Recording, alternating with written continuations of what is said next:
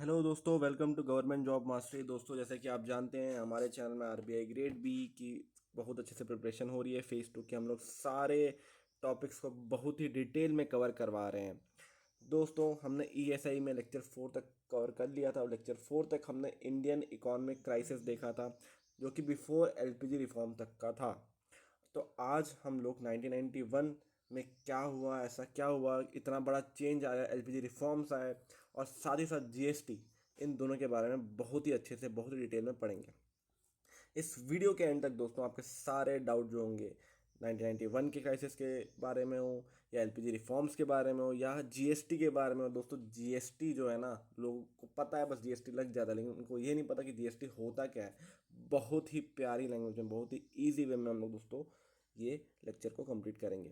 दोस्तों, बने रहिए इस चैनल पे। दोस्तों, लाइक कीजिए, सब्सक्राइब कीजिए, शेयर कीजिए और साथ ही साथ हमारा टेलीग्राम ग्रुप को भी ज्वाइन करें, ताकि आप लोग को जो पीडीएफ है इस क्लास का वो मिल सके। ठीक है, तो दोस्तों बिना देरी करे शुरुआत करते हैं आज की लेक्चर की। तो दोस्तों, आप जैसे कि सभी जानते भी होंगे, 1991 में इंडिया में काफ़ी बड़ा क्राइसिस आया। हमारा जो फॉरेन एक्सचेंज रिजर्व था, ठीक है, वो बहुत ही कम बचा था। 2 हफ्तों के हिसाब से ही वो फॉरेन एक्सचेंज रिजर्व बचा हुआ था। तो गवर्नमेंट को काफ़ी ज़्यादा क्रूशल स्टेप्स लेने पड़े, हमें आईएमएफ से लोन लेना पड़ा।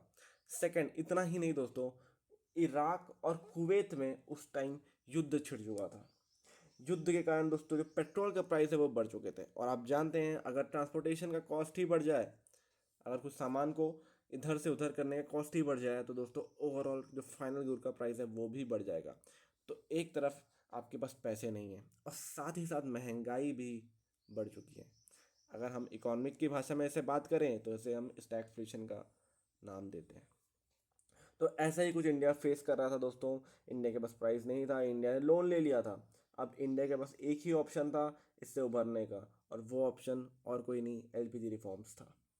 जैसे कि आपको पता होगा दोस्तों कि हम लोग नेशनलाइजेशन में बहुत ज़्यादा ध्यान दे रहे थे 1991 के पहले। नेशनलाइजेशन से क्या हो रहा था, हम लोग प्रोटेक्ट कर रहे थे हमारे इंडियन, जो भी इंडियन मैन्युफैक्चरर है, इंडियन गुड्स वाले हैं, उनके उनके इंटरेस्ट को प्रोटेक्ट करने के लिए हम लोग ज़्यादा एक्सपोर्ट्स और इम्पोर्ट्स पे ध्यान नहीं देते थे। एक्सपोर्ट्स और इम्पोर्ट्स में अगर आप ध्यान नहीं दोगे दोस्तों, तो डेफिनेटली चीज़ें काफ़ी ज़्यादा बिगड़ती चली जाती है, क्योंकि एक्सपोर्ट करना भी बहुत इंपॉर्टेंट होता है। आप तो जानते ही हैं दोस्तों, डेफिसिट क्या होता है। एक्सपोर्ट, इंपोर्ट माइनस एक्सपोर्ट, अगर इंपोर्ट बढ़ जाता है दोस्तों, अगर एक्सपोर्ट कम हो जाता है तो डेफिसिट हो जाता है, ट्रेड डेफिसिट जिसे हम कहते हैं। तो दोस्तों, अगर आपको अपना इकॉनमी इंप्रूव करना है तो आपको डेफिनेटली फॉरेन डायरेक्ट इन्वेस्टमेंट्स की ज़रूरत पड़ती है। इन्वेस्टमेंट से आपकी प्रोडक्शन बढ़ती है, प्रोडक्शन से आपकी एम्प्लॉयमेंट क्रिएट होती है, और एम्प्लॉयमेंट से दोस्तों लोगों के पास पैसा आता है। और जब पैसा आता है दोस्तों, तभी तो इंसान चीज़ों को खरीदेगा, तभी तो मार्केट में लिक्विडिटी बढ़ेगी, तभी तो इकॉनमी ग्रोथ करेगी। पर इंडिया ये कॉन्सेप्ट से अनजान था। इंडिया ऐसा नहीं कर रहा था, इंडिया नेशनलाइजेशन में बहुत ध्यान दे रहा था। पर एलपीजी रिफॉर्म्स के बाद सारी कहानी चेंज हो गई। तो दोस्तों कुछ नहीं, अब इस पीडीएफ में हम लोग एक एक करके चीज़ें पढ़ते हैं। सबसे पहले क्या हुआ, 1991 क्राइसिस में फिजिकल डेफिसिट इंडिया का बढ़ गया due to increase in non development expenditure. Physical deficit क्या होता है दोस्तों, एक्सपोर्ट कम हो जाना, इंपोर्ट बढ़ जाना of the government had been increasing. This was accompanied by rise in public debt and resultant interest. ठीक है, समझ में आ गया दोस्तों, अब आपको समझ में आ रहा होगा easily. Second, fall in foreign exchange reserve. दोस्तों, फॉरेन एक्सचेंज जो होता है उससे आप काफ़ी सारी चीज़ों को बाहर के देशों से खरीद सकते हैं।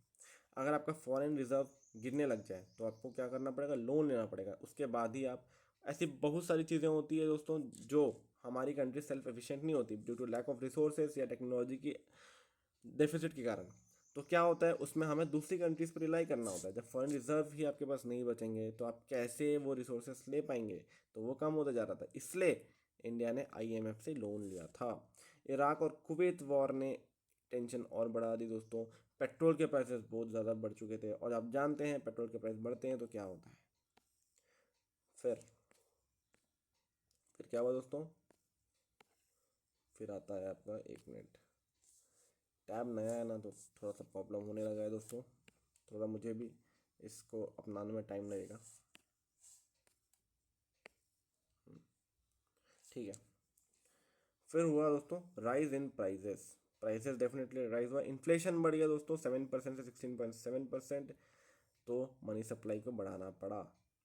ठीक है, फिर 1991 के क्राइसिस में हेल्प कैसे हुई दोस्तों? To avert and mitigate the crisis, India approach the International Bank for Reconstruction and Development. IBRD के पास, वर्ल्ड बैंक के पास इंडिया गया दोस्तों, IMF के पास गया, इंटरनेशनल मॉनेटरी फंड के पास गया और $7 बिलियन का लोन लिया ताकि वो क्राइसिस से उभर पाए।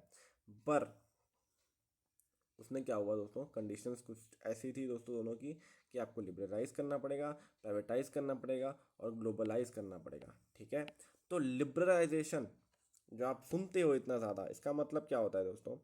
लिबरलाइजेशन मतलब ये होता है कि आपके पास थोड़ी फ्रीडम होगी। ठीक है, एंटरप्रेन्योर को फ्रीडम मिल जाती है, कोई भी इंडस्ट्री, कोई भी बिजनेस कहीं से भी ट्रेड करने की। दोस्तों अगर आप ट्रेड रेस्ट्रिक्शंस लगा देंगे, फॉर एग्जांपल अगर आपकी एक शॉप है और मैं आपको बोल दूं कि आप, जैसे फॉर एग्जांपल आप भिलाई में रहते हैं और मैं आपको बोल दूं भिलाई के आसपास का जो शहर है, दुर्ग हो गया, रायपुर हो गया, अब आप सिर्फ और सिर्फ ट्रेड भिलाई में ही कर सकते हैं, बाकी कहीं भी नहीं कर सकते। दुर्ग में नहीं अपना सामान ले जा सकते, ना ही रायपुर में ले जा सकते हैं। तो क्या होगा दोस्तों, आपकी रेवेन्यू कम हो जाएगी, आपके पास ऑप्शन ही कम है, आपको सिर्फ और सिर्फ भिलाई का मार्केट ही एक्सप्लॉइट करना है। आपके पास दुर्ग और रायपुर का जो ऑप्शन था वो खत्म हो गया। ठीक है ना, तो आप लिबरल नहीं हो पाए। लिबरल के कारण आपकी जो अर्निंग जितनी हो सकती थी उतनी अर्निंग हो पा रही है क्या? नहीं हो पा रही। तो वही उन्होंने कहा कि भाई आपको लिबरलाइजेशन को तो लाना ही पड़ेगा। ठीक है, वो तो लाना ही पड़ेगा। तो इन्होंने लाया इस कॉन्सेप्ट को ताकि इस पॉलिसी के थ्रू, इस पॉलिसी के तहत फ्रीडम मिल जाए बिजनेसमैन लोग को। और गवर्नमेंट का जो इंटरप्शन था, जो पहले बहुत ज़्यादा था, नेशनलाइजेशन में जो फोकस है थोड़ा कम हो जाए, थोड़ा उनको छूट दे दे। It simply means removing restrictions on the private sector. ठीक है, फिर आया दोस्तों कॉन्सेप्ट प्राइवेटाइजेशन का। ठीक है, अब इसमें क्या होता है दोस्तों, डिसइन्वेस्टमेंट होने लग गई पब्लिक सेक्टर्स की। फॉर एग्जांपल दोस्तों, अगर गवर्नमेंट का स्टेक, गवर्नमेंट की इक्विटी अगर कोई भी कंपनी में 50% या 50% से थोड़ी ज़्यादा है, ठीक है, 50% से ज़्यादा है, तो क्या होगा, ये गवर्नमेंट ओन्ड कंपनी कहलाती है, पब्लिक सेक्टर यूनिट कहलाती है। पर अगर वो अपना स्टेक, अपनी इक्विटी कम करने लग जाए तो उससे हम कहते हैं दोस्तों, ठीक है, डिसइन्वेस्टमेंट। अपने स्टेक्स को थोड़ा कम करना या प्राइवेट प्लेयर्स को सौंप देना। तो privatisation at that time was used as process under which the state assets were transferred to the private sector. मतलब क्योंकि गवर्नमेंट ओन्ड एसेट्स थे, फॉर एग्जांपल लैंड हो गया, बिल्डिंग्स हो गई, इंडस्ट्रीज हो गई, वो सब प्राइवेट सेक्टर को ट्रांसफ़र करने की कोशिश की जा रही थी। क्योंकि नेशनलाइजेशन आप तो जानते हैं, वो हमने पिछले लेक्चर में डिस्कस किया था, वो ज़्यादा था, पर यहाँ पे कॉन्सेप्ट को थोड़ा सा चेंज किया गया। ठीक है, तो डिस इन्वेस्टमेंट और प्राइवेटाइजेशन में कॉन्सेप्ट क्या होता है दोस्तों? Another variant of privatisation is disinvestment. Disinvestment एक प्राइवेटाइजेशन का पार्ट है। The only point of difference between privatisation and disinvestment is that in privatisation the government divests its shareholding in the company to tune for more than 50%, wherein the management control is transferred to the private sector, whereas in the case of disinvestment, the portion of shareholding that the government divests is less than 50%, so that ownership and control over the company remains in the hand of government. समझे इसका मतलब? Privatisation में क्या होता है कि 50% से ज़्यादा इक्विटी जो गवर्नमेंट की रहती है वो ख़त्म कर देते हैं उन लोग, ताकि जो कंट्रोल रहे वो सब प्राइवेट प्लेयर्स को चले जाए। पर डिसइन्वेस्टमेंट में क्या होता है, वो कम तो कर देते हैं अपनी इक्विटी, अपनी स्टेक को कम कर देते हैं, पर 50% से भी ज़्यादा ओनरशिप फिर भी गवर्नमेंट अपने पास ही रखती है, ताकि जो कंट्रोल रहे वो गवर्नमेंट के पास ही रहे, वो प्राइवेट प्लेयर्स को पूरा ना मिल जाए। तो डिस इन्वेस्टमेंट्स होने लग गए थे दोस्तों, ताकि ओनरशिप जो है वो गवर्नमेंट के हाथों रहे। ये एक बहुत अच्छा प्रोसेस है दोस्तों। डिस इन्वेस्टमेंट करने से एक चीज़ बहुत अच्छी होती है कि एक्सप्लॉइटेशन जो होता है दोस्तों वर्कर्स का, वो नहीं हो पाता, क्योंकि कहीं ना कहीं स्टेक्स तो गवर्नमेंट के हाथों 50% से ज़्यादा रहते हैं। बट अगर आप पूरा ही चीज़ सौंप देते हो प्राइवेट प्लेयर्स को, क्योंकि हमारी इंडिया उस टाइम बहुत सारे क्राइसिस और भी थे हमारे पास लिटरेसी रेट भी काफ़ी कम था, लोगों को जॉब्स की सख्त आवश्यकता थी, लेबर लॉस का अच्छे होने की ज़रूरत भी थी, क्योंकि एक्सप्लॉइटेशन ऑलरेडी इंडिया पे इतना बड़ा ब्रिटिश एम्पायर का रूल रहा है, जिसके कारण exploitation was at its peak. उसको ख़त्म करना भी बहुत ज़रूरी था दोस्तों। तो इस तरह डिस इन्वेस्टमेंट का कॉन्सेप्ट हमारी सरकार के लिए फेवरेबल कॉन्सेप्ट था, वो एक बीच का रास्ता था। अब कॉन्सेप्ट आया दोस्तों ग्लोबलाइजेशन। ग्लोबलाइजेशन का मतलब दोस्तों, आप लोग एक दूसरे से कनेक्टेड हो, बॉर्डर की रिस्ट्रिक्शंस खत्म हो गई। जैसे आईटी इंडस्ट्रीज में आप देख पा रहे हो, जो बंदा यूएस में बैठ के काम कर पा रहा है, जो एक डेटा को एक्सेस कर पा रहा है, वही बंदा इंडिया में बैठ के भी एक्सेस कर पा रहा है। दोनों साथ ही साथ हौले हौले काम कर पा रहे हैं। ठीक है, तो ये जो कॉन्सेप्ट है दोस्तों, ये किसके कारण हो पाया? ये सिर्फ और सिर्फ आपका ग्लोबलाइजेशन के कारण हो पाया, इकोनॉमिक इंटीग्रेशन हो पाया। Globalisation is termed as an increase in economic integration among nations for the World Trade Organization. The official meaning of globalisation is the movement of the economies of the world towards unrestricted cross-border movements of the goods and services, capital and the labor force। तो आपका border का जो restrictions है वो ख़त्म हो जाता है। फिर दोस्तों ये आपका एलपीजी रिफॉर्म्स यहीं पे ख़त्म होता है। अब हम थोड़ा सा पढ़ते हैं जीएसटी के बारे में। जीएसटी के बारे में दोस्तों आप सभी लोग को पता होगा, पर सिस्टम कैसे वर्क करता है इसको थोड़ा सा देख लेते हैं। अब पहले का जो सिस्टम था दोस्तों, अगर मैं आपको कुछ एग्जांपल दूँ, ठीक है, अगर मैं एग्जांपल देने की कोशिश करूँ, हज़ार रुपये का अगर आपके पास सामान था, ठीक है, 1000 रुपये का अगर आपके पास सामान था, तो एक्साइज का आपको 10% लग गया, जिसके कारण ये कितना का हो गया? 1100, 1100 का हो गया। अब 1100 में आपके पास वैट लग गया, वैल्यू एडेड टैक्स 10%, ठीक है। तब इसमें वापस 10% बढ़ जाएगा दोस्तों, तो कितना हो गया? 110 रुपये और बढ़ गया, 1210, 1210 हो गया, ठीक है, 10% और बढ़ गया। तो दोस्तों इसमें जो टैक्स है, इसका बेस प्राइस हमेशा चेंज हो जा रहा है, ठीक है, बेस प्राइस हमेशा चेंज हो जा रहा है। इसमें कैस्केडिंग इफेक्ट आ जा रहा है इस टैक्स को फॉलो करने में। पर जीएसटी में क्या हो रहा है दोस्तों? जीएसटी में क्या होता है, 1000 रुपये में मैंने एक CGST लगाया, central goods and services tax लगा दिया, ठीक है। सेकंड में मैंने 10% इसमें लगाया 1000 रुपये में, तो 1100 रुपये हो गया। फिर वापस मैंने SGST लगाया, स्टेट वाला टैक्स लगाया, पर जो स्टेट वाला टैक्स होगा वो 1100 रुपये में नहीं लगेगा, वो 1000 रुपये में लगेगा दोस्तों। इसके कारण जो हमारा टैक्स होगा वो 10 रुपये जो यहाँ पे एक्स्ट्रा लग रहा था वो यहाँ पे सेव हो जाएगा। तो जीएसटी हमारा एक बहुत अच्छा मेथड है हमारे टैक्स रिजाइम को सही करने के लिए, ठीक है, हमारे टैक्स रिजाइम को सही करने में। आई होप आप लोगों को ये समझ में आ गया होगा दोस्तों, है ना। तो मेन ये मुद्दा था। तो ये जो बेस प्राइस वाला कॉन्सेप्ट था, आई नो बहुत सारे लोगों को पता नहीं होगा ये चीज़, ठीक है। तो जो जीएसटी है, मिनट, ठीक है, तो जीएसटी है, goods and service tax is a value added tax levied on most goods and services sold for domestic consumption, ठीक है। बहुत सारे गुड्स में ये लगता है दोस्तों। इससे कुछ टैक्स स्लैब्स भी होती है, आप जानते होंगे, 5%, 12%, 18% और 28%। इसके अकॉर्डिंग ये सब गुड्स को बांटा गया है, ठीक है, बांटा गया है। जीएसटी है वो कंज्यूमर्स के द्वारा पे किया गया जाता है। अब हाँ, एक चीज़ और समझ लो दोस्तों, आपने 1000 रुपये का सामान खरीद लिया और जीएसटी उसमें हो गया दोस्तों, CGST आपका 10% लगा, SGST आपका 10% लगा, ठीक है। एग्जाम्पल, 1000 रुपये में खरीदा, 1200 रुपये आपको देना है क्योंकि उसमें जीएसटी लग जा रहा है। तो क्या होगा, जो जीएसटी होगा ना दोस्तों, वो आपको पे करना है, ना कि दुकानदार को। आपने जो 200 रुपये दिया है उसमें वो दुकानदार जो है, 200 रुपये आपने दुकानदार को दिए हैं, वही दुकानदार उस 200 रुपये को गवर्नमेंट को पे करेगा। समझे ये कॉन्सेप्ट? दुकानदार डायरेक्ट पे नहीं करता जीएसटी, जीएसटी फाइनल कंज्यूमर पे करता है। तो the GST is paid by consumers but it is remitted to the government by the business selling the goods and services. मतलब दुकानदार जो बिजनेसमैन है वो दे रहा है। अब एक और चीज़, जीएसटी है उसका बिल जो था वो 122 था, बिल जो था वो 122 था, एक्ट जो था वो 101 था। अब बिल और एक्ट में फ़र्क क्या होता है दोस्तों? जब भी कोई बिल होता है वो लोकसभा से राज्यसभा जाता है। एग्जाम्पल दे रहा हूँ आपको, राज्यसभा से भी लोकसभा आ सकता है। फॉर एग्जाम्पल है, लोकसभा बैठी है, लोकसभा ने एक बिल रखा, लोकसभा के लोगों ने अप्रूव किया, उसके बाद वो बिल राज्यसभा में जाता है।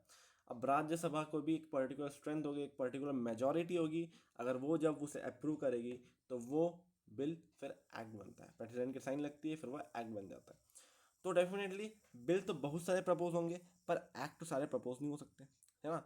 बिल जो रहेंगे वो हमेशा ग्रेटर इन नंबर होंगे, क्योंकि सारे बिल एक्ट नहीं बन पाते दोस्तों, सारे बिल एक्ट नहीं बन पाते। एक्ट बनने के लिए दोनों हाउसेस की से पास होना उस बिल को बहुत ज़रूरी होता है, फिर प्रेसिडेंट की साइन लग जाती है, ठीक है, तब वो जाके एक्ट बन जाता है। तो यही था 122nd अमेंडमेंट बिल, तो जो था वो अप्रूव हुआ 2016 में, और वो एक्ट बना 101 अमेंडमेंट एक्ट 2016 में, ठीक है। और जो जीएसटी होता है दोस्तों, वो सेंटर का भी लगता है और वो स्टेट का भी लगता है, तो एक हॉलिस्टिक कॉमन टैक्स लग चुका है, जिससे हमारा टैक्स रिजाइम सिस्टम है, जो दुनिया भर के टैक्सेस पहले लगते थे, वो एक टैक्स सिस्टम में आ चुका है, तो उसे हम कहते हैं जीएसटी। और सेंटर और स्टेट दोनों लगाती है, इसमें साइमल्टेनियसली दोनों लगाती है। जो सेंटर का टैक्स होता है उसे हम सेंट्रल जीएसटी कहते हैं, सीजीएसटी जिसका नाम है। जब स्टेट जो लगाती है वो एसजीएसटी नाम होता है उसका, ठीक है। सेंट्रल जीएसटी है वो आपका एक्साइज ड्यूटी, सर्विस टैक्स सबको कवर करता है, और जो स्टेट जीएसटी होता है वो आपका luxury tax, value added tax, ये सब कवर करता है। और एक कॉन्सेप्ट आपने देखा होगा आईजीएसटी। आईजीएसटी दोस्तों कुछ नहीं होता, वो सीजीएसटी और एसजीएसटी का इंटीग्रेटेड पार्ट ही होता है, इंटीग्रेटेड जीएसटी ही होता है वो, ठीक है। कोई ऐसा एक्स्ट्रा से टैक्स नहीं लग जाता, चलेगा, समझ में आ गया, ठीक है। अब दोस्तों कॉन्सेप्ट आता है आपका जीएसटी काउंसिल का, ठीक है, जीएसटी काउंसिल। तो ये एक फैक्चुअल चीज़ें हैं, देख लेते हैं इसमें। अंडर 279A एक आर्टिकल है दोस्तों 279A, जीएसटी काउंसिल जो होगी to be formed by the president to administer and govern GST. दोस्तों कुछ भी टैक्स रिजाइम होता है, कुछ भी चीज़ें होती है, एक गवर्निंग बॉडी होती है उसकी, ठीक है, जो उस चीज़ को देखे, जो ये चेक करे कि ये चीज़ें सही हो रही है कि नहीं, सही से वर्क कर रही है कि नहीं, ठीक है। तो वैसे ही हमारे आर्टिकल में 279A में लिखा गया हुआ है कि जीएसटी काउंसिल बनाई जाएगी, ठीक है। और वो कौन बनाएगा, वो और कोई नहीं, हमारे प्रेसिडेंट बनाएंगे, ताकि जीएसटी को गवर्न किया जाए, ठीक है। It's chairman is union finance minister of India. GST के जो चेयरमैन है वो और कोई नहीं, हमारे फाइनेंस मिनिस्टर होते हैं, और जो मिनिस्टर होते हैं वो nominated by state governments as its member, ठीक है। और जो काउंसिल होती है is devised in such a way that centre will have 1/3 voting power and states have 2/3 voting power भी होती है दोस्तों। इनका एक कुछ रूल दिया गया है, 1/3 की वोटिंग पावर जो है कि वो सेंटर में होती है, 2/3 जो होती है वो स्टेट में होती है, और जो मेजोरिटी होती है वो 3/4 मेजोरिटी, ठीक है। डिसीजन तब होता है जब 3/4 मेजोरिटी मिल जाती है। CGST, SGST, IGST are levied at rates to be mutually agreed upon the centre and the state. जो भी आपका सेंटर और स्टेट ने रेट वो किया गया है म्यूचुअली, उन्होंने जिसमें सहमति दी है उसके हिसाब से टैक्स आपका लेवी हो जाता है, ठीक है। जो रेट्स है दोस्तों जीएसटी काउंसिल के हिसाब से, रिकमेंडेशन के हिसाब से ही होते हैं। जीएसटी के 4 स्लैब्स आप जानते हैं, 5%, 12%, 18% और 28%, 5, 12, 18 and 28। The schedule or list of items that would fall under this multiple slabs are worked out by the GST Council. GST Council decide करती है कि हमें कौन सी चीज़ को कौन से स्लैब में रखना है, ठीक है। दोस्तों इसके कुछ एडवांटेज है वो भी आप देख सकते हैं। Creation of common national market by amalgamation a large number of central and state taxes into single tax. दोस्तों पहले जैसे कि आप जानते हैं हमारा टैक्स काफ़ी कॉम्प्लिकेटेड था, उसको एकदम सिंपल लाना है, एक टैक्स के अंदर सारे टैक्स कवर कर देना। दोस्तों यही तो एम था जीएसटी का। जीएसटी एक कॉमन टैक्स हो गया जिसने टैक्स सिस्टम को काफ़ी चेंज कर दिया, टैक्स सिस्टम में काफ़ी ज़्यादा रिफॉर्मेशन ला के टैक्स सिस्टम को एक बहुत अच्छा एक सिंगल टैक्स में बना दिया, ताकि ये टैक्स काफ़ी ईजी हो जाए। GST mitigated ill effects of cascading or double taxation in the major way and paved the way for a common national market। आप जानते हैं दोस्तों पहले के टैक्स के हिसाब से जो बेस था वो चेंज हो जाता था। जैसे हमने एग्जांपल देखा, 1000 का 1100 हुआ, 1100 में वापस 10% टैक्स लगाया गया, जो कि 110 रुपये और ऐड हुआ, तो 1210 रुपये बक्का बना, 1210 टैक्स बना। पर जीएसटी में ऐसा नहीं हुआ। जीएसटी में जो कोई बेस अमाउंट था 1000 रुपये, वो फिक्स था। टैक्स CGST भी 10% उसमें लगा, SGST भी 10% उसमें लगा। दोस्तों इक्वल टैक्स डिस्ट्रीब्यूशन हुआ, और आपका टैक्स जो ओवरऑल पहले ज़्यादा आता था वो अब कम आया। कैस्केडिंग इफेक्ट को उसने, डबल टैक्सेशन सिस्टम को उसने ख़त्म करके रख दिया, जो कि हमारे लिए बहुत अच्छी बात थी। From the consumer's point of view, the biggest advantage would be in terms of reduction in the overall tax burden on the goods. हमारे पर्सपेक्टिव से दोस्तों चीज़ें अगर आप देखोगे, जीएसटी कौन भरता है एट दी एंड? कंज्यूमर ही तो भरता है, बिजनेसमैन थोड़ी ना भरता है। आप बस पे करते हो बिजनेसमैन को, बिजनेसमैन आपका ही पैसा गवर्नमेंट को पे कर देता है। तो एट द एंड जो आप कंज्यूमर हो, आप जो फाइनल कंज्यूमर हो, वही इसका टैक्स बेयर होता है। तो हमारे पॉइंट ऑफ व्यू से ये बहुत बड़ा एडवांटेज हो जाता है कि हमारा जो टैक्स बर्डन था वो पहले से थोड़ा सा कम हो गया। Introduction of GST is making Indian products more competitive in domestic and international markets owing to the full neutralization of input taxes across the value chain of production. GST का introduction हमारे इंडियन प्रोडक्ट्स के लिए बहुत अच्छा रहा, हमें domestic और international market में काफ़ी कॉम्पिटिटिव भी इसने बना दिया दोस्तों। ठीक है, तो चलिए दोस्तों, आई होप आपको आज का लेक्चर अच्छा लगा होगा, आपको आज का लेक्चर पसंद आया होगा। मेरे भी ये टैब जो है थोड़ा सा नया है, तो अभी थोड़ा सा मुझे स्ट्रगल लग रहा है इसमें नोट्स बनाने में। थोड़ा टाइम तक मैं भी इसमें कंफर्टेबल हो जाऊंगा। जैसे कि आप जानते हैं मेरा कॉलेज ऑलरेडी ख़त्म हो चुका है, तो अब मैं अपने घर आ चुका हूँ, तो थोड़ा सा अब मैं फ्री हूँ आप लोग के लिए पढ़ाने के लिए। तो प्लीज़ दोस्तों, अब बहुत अच्छे से इस चैनल में पढ़ाई होगी, और मैं आपसे गुजारिश करता हूँ कि आप इस चैनल को सब्सक्राइब कीजिए, शेयर कीजिए, लाइक कीजिए। यही हमारा मोटिवेशन है, क्योंकि आपके बिना ये चैनल अधूरा है। आप लोग के प्यार की इसे सख्त ज़रूरत है। आप लोग के बिना हम ग्रो नहीं कर सकते। आप लोग को अपना प्यार दिखाना होगा, और अपना प्यार आप लोग सिर्फ और सिर्फ सब्सक्राइब करके, इस टेलीग्राम चैनल को ज्वाइन करके, और PDF वहाँ से एक्सेस करके और अपना सलेक्शन लेके दिखा सकते हो। ठीक है दोस्तों, चलिए कल मिलते हैं वापस ESI लेक्चर नंबर 6 के साथ। चलिए, तब तक ले बाय बाय।